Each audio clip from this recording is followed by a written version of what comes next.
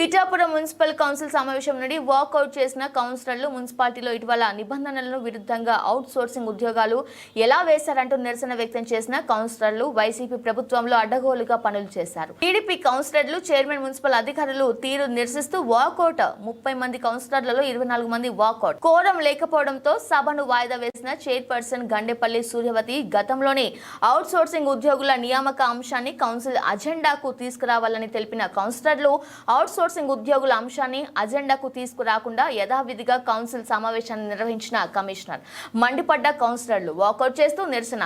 Chairperson ఏకపక్షంగా వ్యవహరిస్తున్నారు. అధికారులు వారితో కుమ్మక్కై నిధులు దోచుకుంటున్నారు. టీడీపీ కౌన్సిలర్లు 30 మంది వర్కర్స్ అడిషనల్ వర్కర్స్ కావాలని చెప్పి మేము చెప్పినప్పుడు కూడా దాని మీద స్పందించినటువంటి ఎమ్మెల్యే గారు అయితేనో ఎంపీ గారు అయితేనో మరి ఇందులో అంత ఇంట్రెస్ట్ ఎందుకు చూపించారో నాకు అర్థం కాలేదు. వాళ్ళు లెటర్స్ ఇచ్చారని చెప్పి మీరు పంపించినటువంటి లెటర్స్ లో ఆ లెటర్లు కూడా ఉన్నాయి. మీరు ఒక బంచ్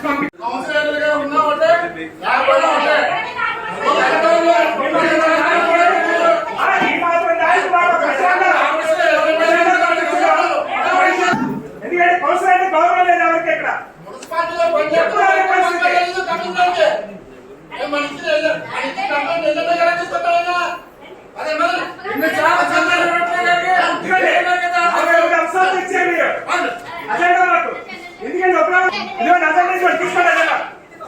కౌన్సిల్ గౌరవం లేనప్పుడు ఎందుకని రావడం లేవు? ప్రజలకు ఏం చెప్పమంటే సమాధానం మమ్మల్ని అమ్మించుకున్నారని చెప్పాలా?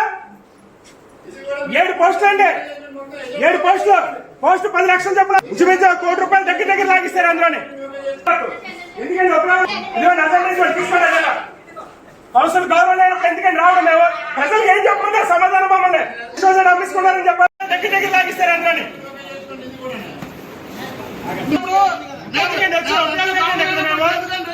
దేనికి వచ్చి ఉపయోగం ఏంటి? మేము ఇక్కడికి